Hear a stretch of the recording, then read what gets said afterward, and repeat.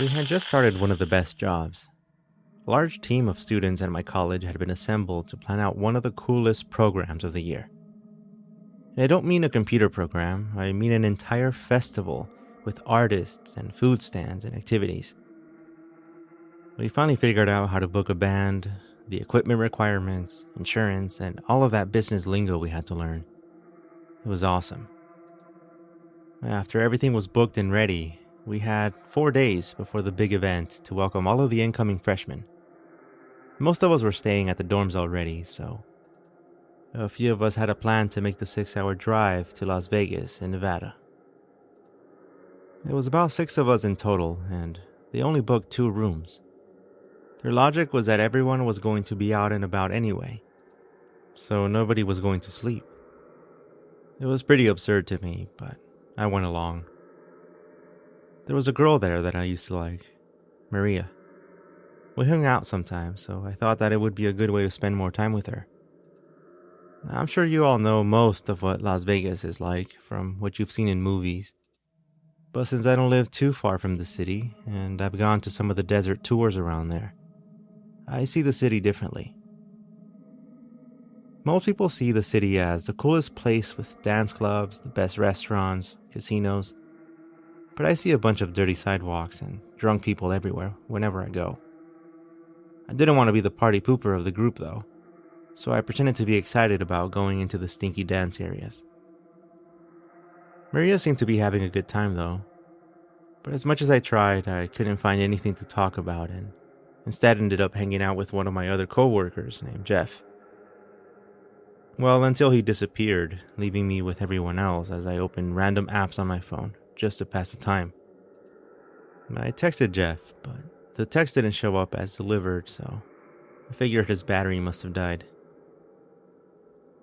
The night went on as expected, with us leaving one place and going to the next until I got so bored that I went outside to the sidewalk and literally started refreshing Facebook and Twitter feeds.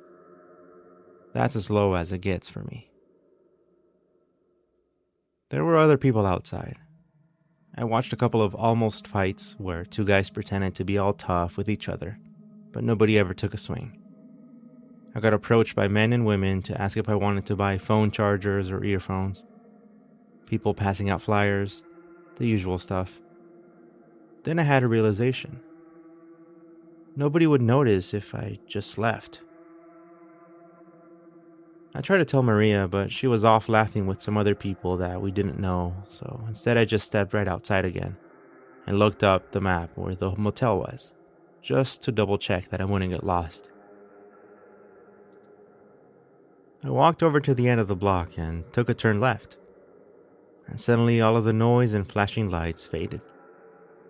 It was amazing how quickly you could get away from all of the commotion of the main strip. The group had decided on a somewhat nice motel, if you've ever heard of such a thing. But it was a walk away from the strip. Maybe 5 or 6 blocks away, having to walk through dark streets, lit by dim orange lights and the sound of buzzing power lines above. We had taken a taxi to the strip. What a waste of money. I was buzzed in and walked over to one of the rooms.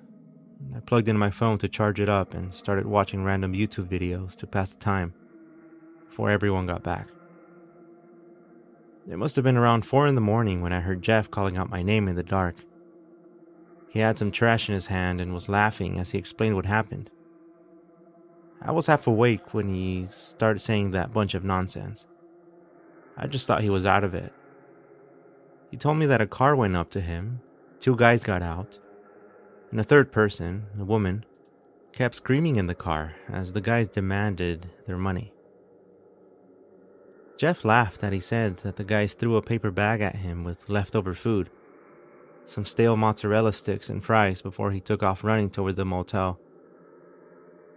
He thought it was so random, and yet I could tell he felt good about being able to escape an attempted kidnapping. It must have been the adrenaline or something he was on.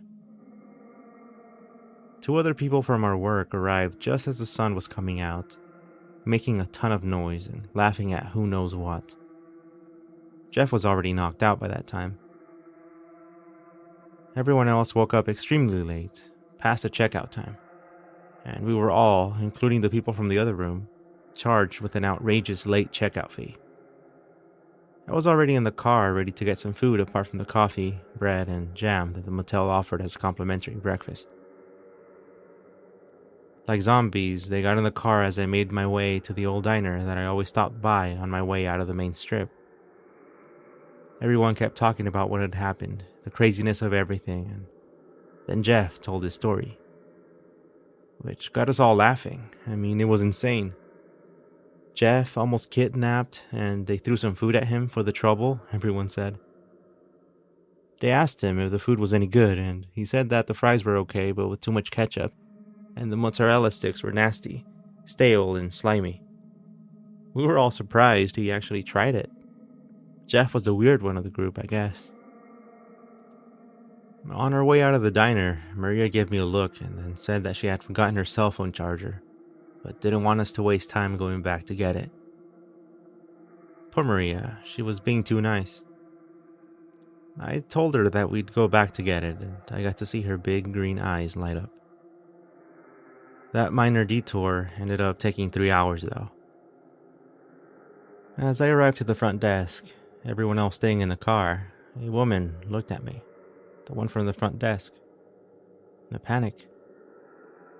She picked up the phone, and not even 10 seconds later, the police officers that had been outside surrounded the car and asked them to keep their hands where they could see them. They asked me to go outside as more police cars arrived, and then they calmly asked us to step aside. I don't know what they asked everyone else, but the 2 officers that questioned me asked for my name, my phone number, and how I knew everybody, and a bunch of other questions. As you can probably guess, I was extremely confused. They called it a witness account, and I can believe it since it didn't really seem like they were accusing me of anything. They questioned Jeff the most. We all sat in the lobby while Jeff finally came up to us, expressionless, and said that we were good to go. But told us nothing else. The police officers left, being pretty cool with us, and apologized for the trouble before they simply left. With everyone in the car, I took a look back through the mirror to see Jeff lost in his own thoughts. I glanced quickly toward the right seat to catch Maria looking toward the window. I forgot to ask about the charger. So I stepped out of the car again and went to the lobby to see a different guy behind the desk who I hadn't seen before. Hey man, was there a charger left in room 128? He reached down for what I was assuming was the lost and found box before he froze, looked at me, and then said, "It was you guys?" I asked him what he meant. "The police officers, the fingers," he said. "What was up with that?" I had no idea what he meant, and he could tell, so he said, "Barbara, the cleaning lady, she said she found a severed fingers in your room on a paper plate. She freaked out and was actually sent home." "What? Like human fingers?" I asked. "You really don't know? I think it was part of the Bethany case, the woman who got kidnapped and held for ransom. Her middle and ring fingers were cut off," he said casually as he handed me Maria's white iPhone charger. "Barbara found the bloodied fingers on a plate of French fries. Right there. In one of your rooms."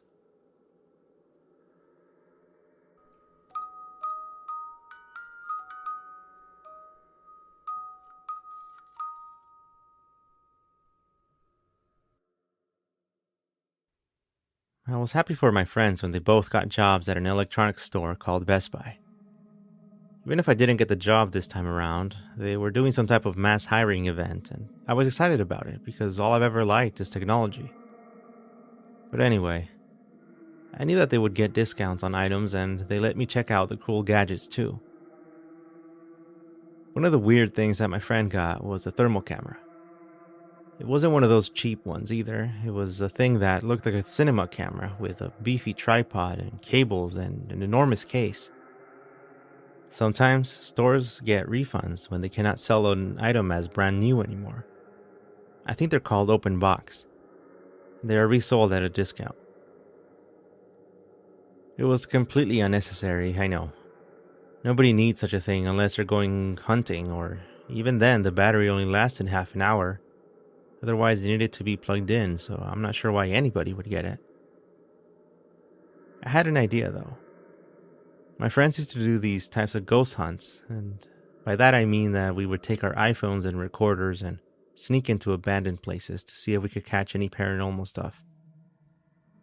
The most we ever caught was the distinct sound calling Sarah's name. It was so clear and flowed in the most eerie way. But we mostly do it to hang out together and then go to IHOP for pancakes afterward. Anyway, I knew Gary would end up suggesting going ghost hunting with it.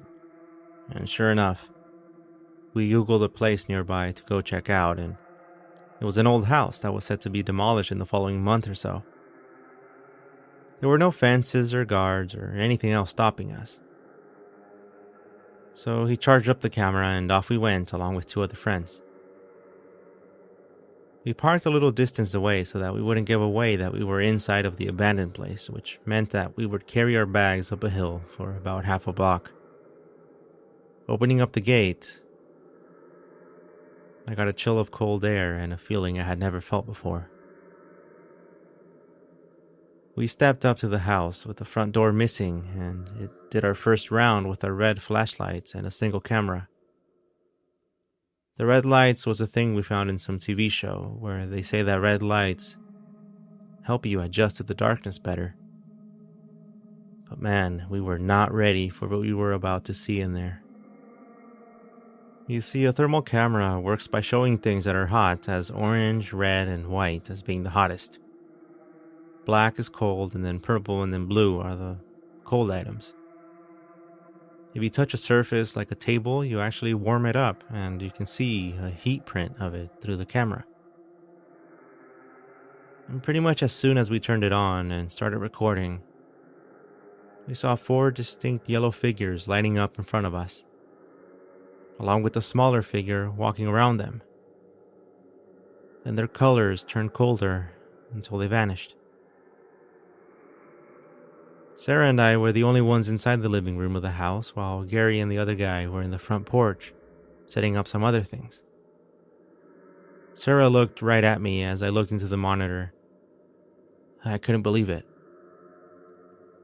I then turned towards Sarah and saw the silhouette of what appeared to be a very tall man right behind her. I turned the thermal camera toward her, and all I saw was a red blob of Sarah standing right there. Then Sarah's head got pulled back by the hair, and she screamed. And then she got herself together and ran straight out toward the front porch. I pulled the tripod along with the camera with one hand on my way out, but it fell to the floor before I got it all the way outside. We all stood in the front porch getting everything ready back in the bags, when we heard a growl from inside the house. That was it for us. We took off running with all of our stuff. I somehow managed to bring the camera with me.